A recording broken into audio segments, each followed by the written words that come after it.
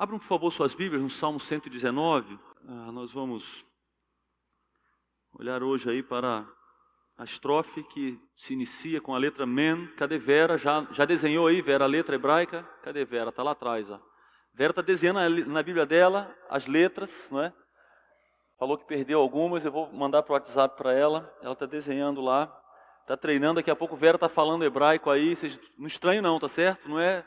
Tem nada a ver com o negócio de dom de línguas, não. É alguém que interpreta. Mas ela está treinando lá. Vera, talvez você vai gostar. Você me lembra que depois eu mando o link para você do Salmo 119, em hebraico, lido, né? Em hebraico. Muito bonito, assim, gostoso de ouvir, assim. Depois você me lembra que eu mando o link para você. Hoje nós estamos diante da letra Men, essa estrofe aí. Aqui, eu decidi colocar o título aí, que na verdade é o começo da estrofe. Como eu amo a tua lei. Ele vai dizer nessa estrofe que a palavra de Deus ela é superior a todo conhecimento humano e muito agradável àquele que a ama. Talvez o versículo 97 ele seja um resumo de todo o Salmo, de Salmo 119, não é? Essa declaração de amor, a revelação do Senhor, é um resumo desse Salmo que não se cansa de exaltar a palavra do Senhor. O salmista não se cansa de falar do seu comprometimento, da sua dependência, dos benefícios que ele recebe. Mas nós vamos ler agora e você vai perceber que essa estrofe ela começa com uma declaração de amor, mas ela termina com um contraste. Vocês estão com a Bíblia aberta aí? No Salmo 119? Dá uma olhadinha aí. Cadê? Já que sexta-feira nós vamos ter curso aqui com alguns irmãos. Olha aí, um exercício de observação. Versículo 97 diz assim: como eu amo a tua lei, medito nela o dia inteiro. Agora o versículo 104 fala assim: ganho entendimento por meio dos teus preceitos, por isso odeio todo o caminho de falsidade. Então olha só, qual o contraste que tem entre o versículo 97 e o versículo 104? Tem uma coisa diferente aí. Qual que é a grande diferença do 97 para o 104? Qual que é? A estrofe começa com amor e ela termina com ódio. A moldura dessa estrofe é isso aí. Ela começa com amor e ela termina com ódio. E a gente, é meio estranho, né? A gente não gosta muito dessa palavra, né? Ódio, né? Mas olha só, está aqui. O salmista está falando que ele ama e ele também está falando que ele odeia. E nós vamos ler agora essa estrofe, você vai perceber que quanto mais o homem ama a palavra, mais ele odeia os caminhos da impiedade. São amores que se excluem, não é? Eles se excluem.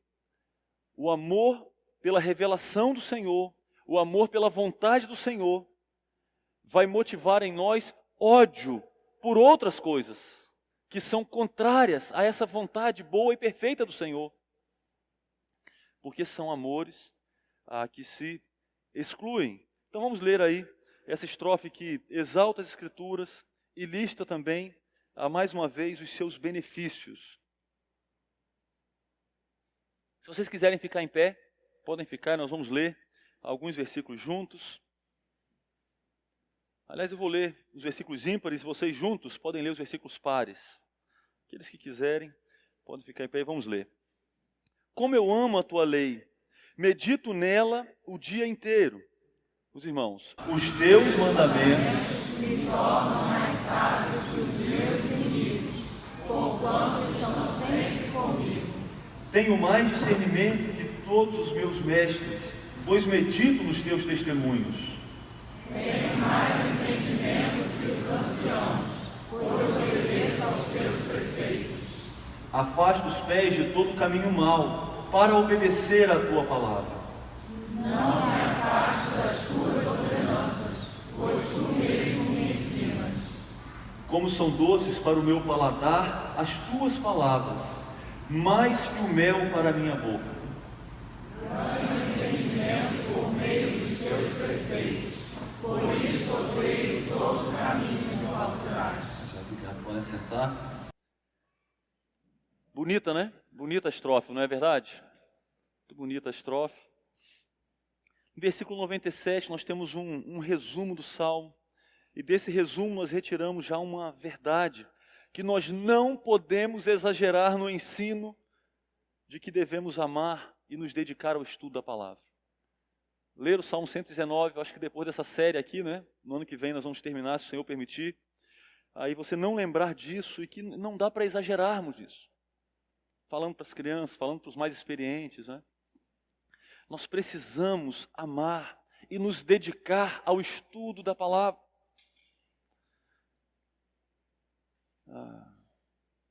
Só que esse verso, ele nos fala, como o Salmo 119 como um todo, da atitude que deve acompanhar, da atitude que deve estar no nosso coração ao nos debruçarmos diante da palavra. Com qual atitude faremos isso?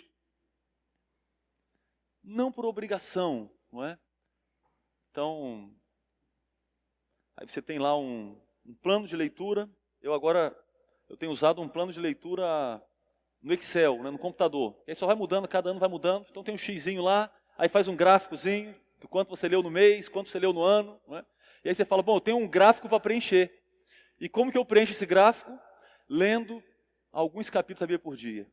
Aí você terminou de ler, vai lá e coloca o X, e aí você fica muito contente, porque você está preenchendo o seu gráfico lá. Não é?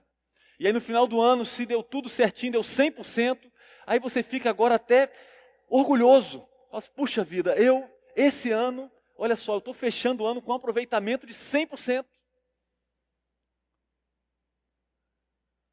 Salmo 119, o salmista está dizendo para nós que não é assim. Não é essa a motivação. A motivação não é cumprir uma tarefa, como nós tínhamos lá no seminário, né, pastor Fernando? Tínhamos uma tarefa, então dentro do acompanhamento de vida, nós tínhamos que ter um tempo de devocional todos os dias. E aí tinha o xizinho lá para marcar, não é? E é uma boa, e naturalmente, eles faziam isso ali com uma boa intenção, não é? Uma boa intenção. Procurando desenvolver uma prática, um exercício, né? Uma disciplina excelente. Mas só que ela não pode ser cumprida de maneira automática. Só para ganhar o X e ganhar a nota, não é? E fiquei acima de 7, tá bom, fui aprovado, não é? Está dizendo não. O que deve nos atrair para esse exercício excelente, devocional, deve ser a natureza da palavra. Lembrar que a palavra é divina, por exemplo. Você lembra o que o apóstolo Paulo escreve sobre ela? Ela é soprada. Ela foi soprada por quem? Por quem que a palavra foi soprada? Pelo próprio Deus. Ela é divina. Você deve lembrar também, devemos lembrar do que está lá em Hebreus 4:12, que diz, o texto que fala da sua eficácia. É uma palavra que sonda os corações. É uma palavra que investiga as nossas vidas de uma maneira muito mais eficiente do que nós mesmos poderíamos fazer, não é? Nós nos enganamos sobre as nossas motivações, sobre as nossas intenções. A palavra não. Ela sonda o coração de uma maneira que ninguém mais faz. A palavra vai no nosso íntimo. Nós também devemos ser motivados pela lembrança de que é impossível uma vida agradável a Deus distante da palavra. Não tem como, você quer agradar a Deus, você precisa da revelação dele. Abram aí, voltem um pouquinho em 1 Samuel, por favor, no capítulo 15.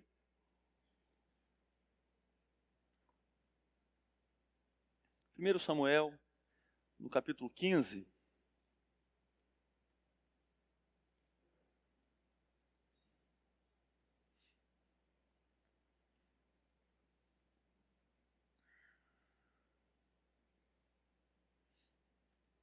E aí nós temos Saul, o rei Saul, nessa ocasião, né, estabelecendo um padrão baixo para o povo. Olha o que ele diz, versículo 21.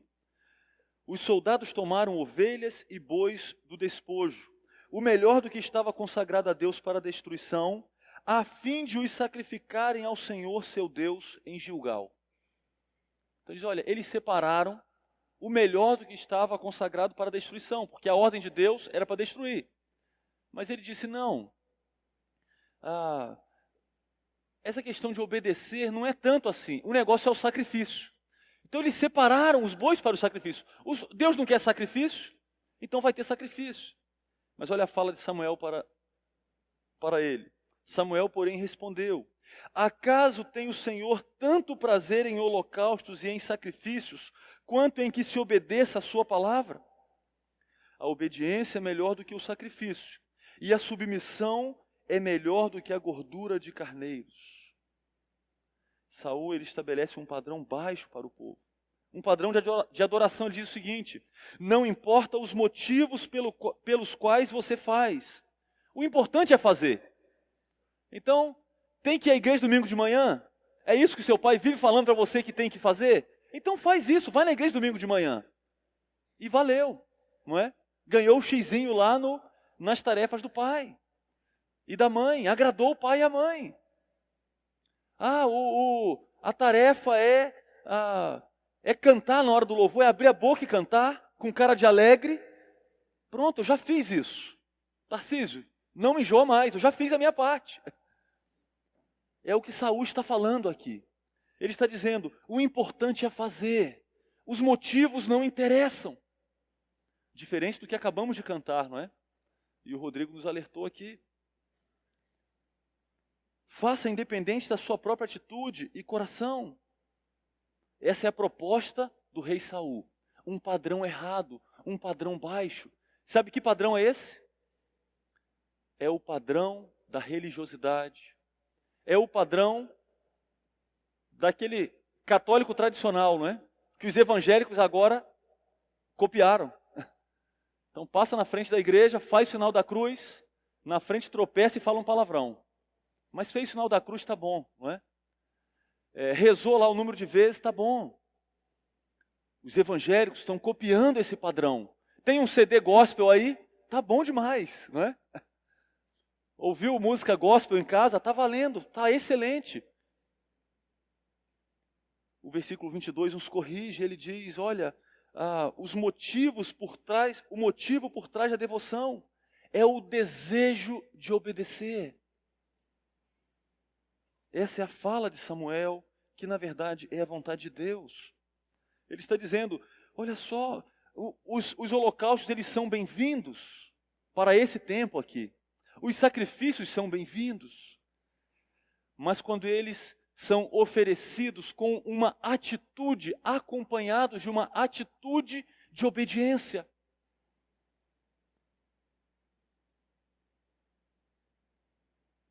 A nossa tendência, alguém já disse, é exagerar em nossas ações e ignorar as nossas motivações.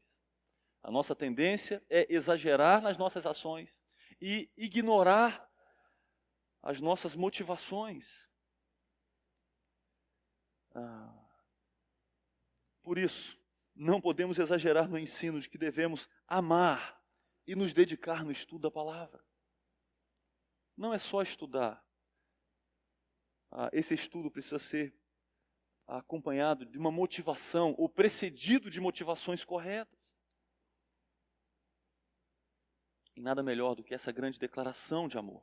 Bom, o salmista ele continua e ele faz uma comparação com outras fontes de sabedoria. Ele compara a palavra que ele ama e que ele medita nela, não é o que ele diz aí, com outras fontes de sabedoria. Aí a conclusão que ele chega é que a meditação constante na revelação de Deus provê sabedoria que não pode ser achada em qualquer outra coisa ou lugar. Não se compara o que encontramos na palavra. Ele diz que a sua sabedoria, ela excede a dos inimigos. Versículos aí de 98 a 100, não é? Esses próximos 3 versículos. No versículo 98 ele diz, olha, os teus mandamentos me tornam mais sábio que os meus inimigos. Está dizendo a palavra é mais, ela me leva para mais.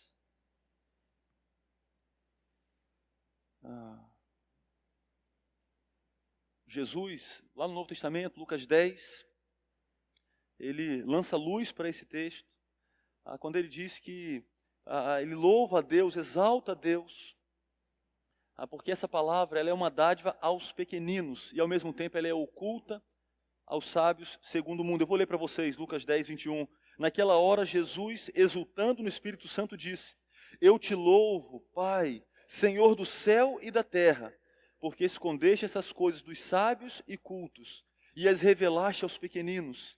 Sim, Pai, pois assim foi do teu agrado.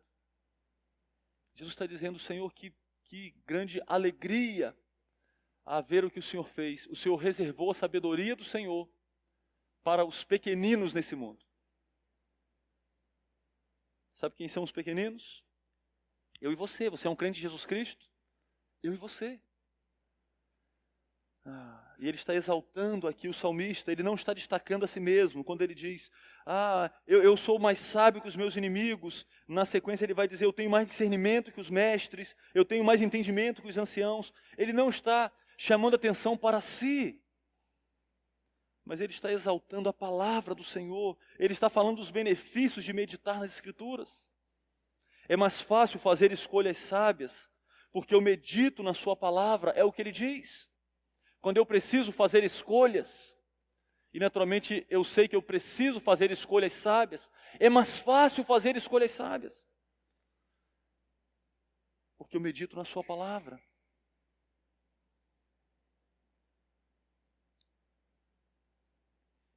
Jeremias 9, um texto conhecido dos irmãos, 23 e 24, ele diz: não se glorie o sábio em sua sabedoria, nem o forte em sua força, nem o rico em sua riqueza.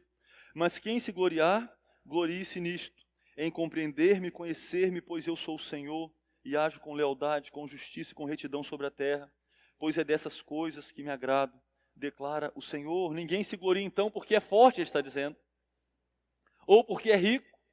Tudo isso passa, acaba. Qual é a grande alegria? É o conhecimento que o Senhor dá, é a sabedoria que Ele dá por meio da revelação dEle. O salmista está dizendo, eu sou mais sábio entre os homens, por causa da mensagem que apontava para a cruz. Ele ainda não conhecia a cruz, mas ele está falando de uma mensagem que apontava para a cruz. Você quer ser uma pessoa sábia? Alimente-se da palavra o dia inteiro, é o que ele nos chama a fazer. Você quer tomar boas decisões? Alimente-se da palavra o dia inteiro. Eu vou estudá-la porque eu a amo, porque ela pode me tornar mais sábio que qualquer pessoa desse mundo. Pensando ainda nesses benefícios, ele diz, eu tenho mais discernimento, eu compreendo melhor, versículo 100, do que os anciãos. E é interessante que essa palavra, traduzida em NVI por entendimento, no versículo 100, é a mesma palavra que aparece lá em Gênesis 3:6. Você lembra o que tem ali em Gênesis 3:6? Tem a atração da mulher pelo fruto proibido, por aquela árvore que foi proibida para eles. No meio daquele jardim maravilhoso, descrito no capítulo 2 de Gênesis, havia uma árvore proibida, com um fruto proibido. E o texto diz que, lá em Gênesis 3:6, diz que quando a mulher viu que a árvore parecia agradável ao paladar, era atraente aos olhos, e além disso, desejável para dela se obter discernimento. A mesma palavra que aparece lá no Salmo 119. Ele usa o mesmo termo. Tomou do seu fruto, comeu, e o deu ao seu marido, que comeu também. A mulher desejou discernimento, olhando para a árvore proibida. Então ela tinha o Senhor, né? Adão também, o primeiro casal, eles tinham o Senhor, tinham a palavra do Senhor, os direcionando, mas ela olha para aquela árvore proibida e ela diz, eu posso conseguir discernimento dessa árvore. Está aqui uma boa fonte de entendimento para a minha vida. Mas o salmista diz que a verdadeira fonte de discernimento é a palavra, é a vontade de Deus. Você já sabe o que aconteceu com o desejo lá da mulher e com a sua escolha errada. O salmista diz, não, Eva não estava certa, ela estava errada. A vontade boa do Senhor, ela me faz mais sábio do que os anciãos. Aqui ele está falando da capacidade de separar o falso do verdadeiro, o certo do errado. Em tempos de grandes mentiras, em nome de Deus, é algo muito importante e necessário para nós, não é verdade? Nós vivemos um tempo de muitas mentiras, em nome de Deus. Ter discernimento para separar o certo do errado é muito importante. Vamos ter isso por meio da palavra, por meio da meditação na palavra. Olha o que ele diz no versículo 100. Eu tenho, desculpe, eu troquei aqui, não é? Citei o versículo 99, mas li o 100. Ele diz que ele tem mais discernimento do que os seus mestres, não é? Ele tem mais discernimento do que os mestres. No versículo 100 ele vai dizer, eu tenho mais entendimento do que os anciãos. Mais um benefício da palavra, um pensar aperfeiçoado. A ideia aqui é a capacidade de pensar reto, certo. É isso que a palavra faz. Quando eu penso biblicamente, eu vou tomar decisões bíblicas.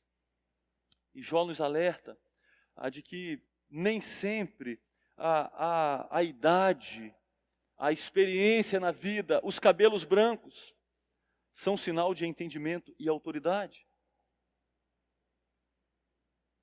Abra aí rapidamente em Jó 12. Olha aí, Jó no capítulo 12, versículos 12 e 13.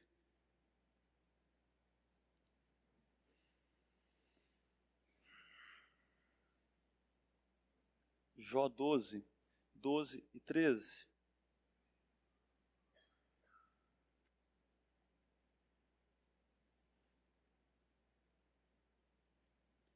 O texto diz assim, a sabedoria se acha entre os idosos, a vida longa traz entendimento. Deus é que tem sabedoria e poder, a Ele pertencem o conselho e o entendimento. A sabedoria e o entendimento estão com Deus e não com os idosos.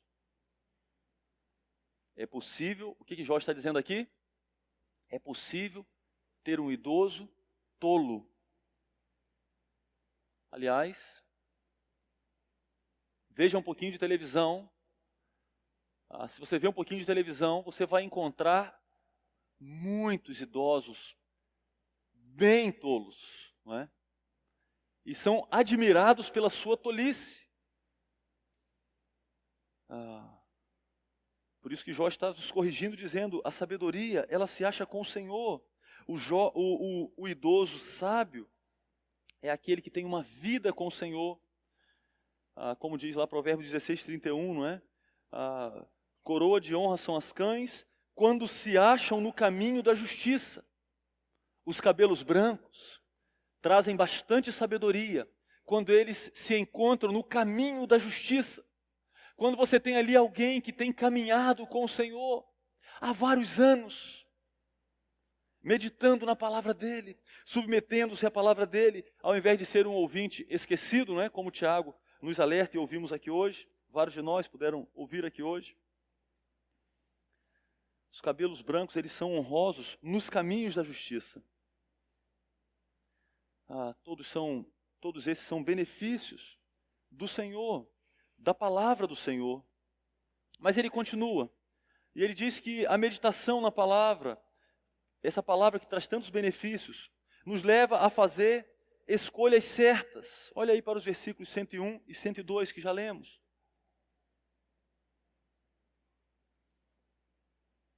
Ele vai dizer aí que não há um caminho neutro na vida cristã. Ou você se desloca em direção a Cristo, ou se desloca contra Ele, numa postura contrária a Ele. E ele está dizendo, Senhor, eu faço uma escolha quando eu medito na sua palavra. Afasto os pés de todo o caminho mau para obedecer a tua palavra. Quais escolhas você tem feito de obediência? Então você ouve o pastor Fernando na aula, você ouve o pastor Ruiter, você ouve o seu líder lá no seu grupo, Quais escolhas você faz diante da verdade? Quais escolhas você faz ao ler as Escrituras, ao pensar num texto bíblico? Quando eu amo a palavra, eu faço uma escolha, porque a obediência é uma escolha. E algumas vezes eu tenho ouvido pessoas dizendo, puxa, eu sei o que é o certo, eu tenho ouvido a verdade, mas eu estou pensando no que eu vou fazer. Eu estou pensando na minha decisão ainda. E na verdade essa pessoa está dizendo, eu estou fazendo uma escolha. A escolha da desobediência. Mas o salmista diz, não é essa escolha que eu faço a escolha da obediência. Eu me afasto de todo o caminho mau. Versículo 102, em contrapartida, eu não me afasto das tuas ordenanças, porque afinal de contas, a fonte desse ensino e desses benefícios é o Senhor. Há uma ênfase aí nos pronomes, não é? Nas tuas ordenanças, no 102, tu mesmo me ensinas. Versículo 101, para obedecer a tua palavra. É o próprio Senhor quem nos ensina a escolher pela obediência. Ele termina falando do seu prazer. O prazer que a palavra dá é incomparavelmente melhor que qualquer coisa. Olha aí, versículos 103 e 104.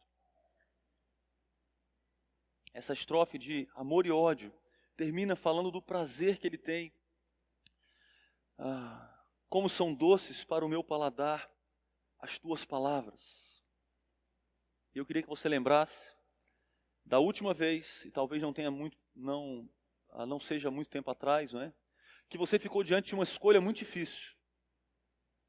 Uma decisão muito difícil, não é? Então talvez um desejo grande de vingança, e aí você lembrou ou recebeu um conselho do perdão, que é o conselho bíblico, não é? Que é a ordem bíblica. Ou uma outra situação. Às vezes, diante dessas escolhas, nós falamos assim, puxa, mas é muito difícil obedecer. Tudo bem, pode ser difícil, e de fato, várias vezes é muito difícil. Mas, queridos, não é ruim. Obedecer a Deus não é ruim. Não é algo sem prazer, não é. Ele está dizendo, Senhor, quando eu comparo a sua palavra à coisa mais doce. Se fosse uma criança escrevendo, né? Ia comparar a Bíblia a quê? Aquele pirulito grandão? André, você ia comparar um pirulito e falar, olha, a palavra de Deus é melhor que aquele pirulito enorme, não é? Que deixa a minha boca toda manchada, não é? E eu fico, né? Fico flutuando de tanto prazer. Alguém compararia a Bíblia a uma melancia. Sua palavra é mais prazerosa do que o sabor da melancia, não é? Eu sei que alguns iam comparar, Mauro, a palavra àquela picanha, não é? Mal passada. Eu sei que vocês estão pensando aí, não é? Ele está falando, Senhor, quando eu penso em algo muito prazeroso para mim, a tua palavra, ela é mais prazerosa do que a coisa mais prazerosa desse mundo. Não é difícil, não é ruim te obedecer. Não é.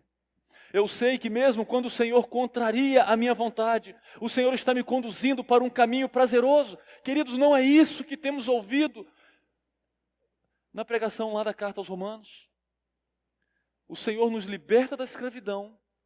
Espera aí, ser liberto da escravidão não é uma coisa boa? Ter liberdade não é uma coisa boa?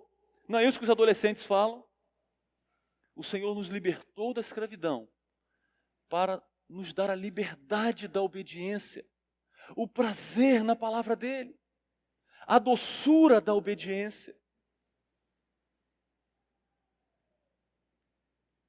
Por isso ele está dizendo, olha, pode ser difícil, mas não é ruim obedecer. De acordo com o que aparece aqui, João escreve, não é? 1 João 5,3, porque nisso consiste o amor a Deus, obedecer aos seus mandamentos. E os seus mandamentos não são pesados. Os seus mandamentos não são pesados. Você lembra do peregrino, né, lá no livro lá do John Bunyan? E antes da conversão, ele carrega um fardo. E ele se arrasta com aquele fardo. A vida é muito difícil com aquele fardo. Quando ele se converte, o que acontece com o fardo? Ele fica livre daquele fardo. Ele agora está leve. Veja bem, John Bunyan concordava com o salmista. Ele diz: obedecer não é um peso. A impiedade é um peso. A vida sem Jesus é um peso, é um fardo. Os mandamentos do Senhor não são pesados. Não são pesados. Essa é a sua perspectiva dos mandamentos do Senhor?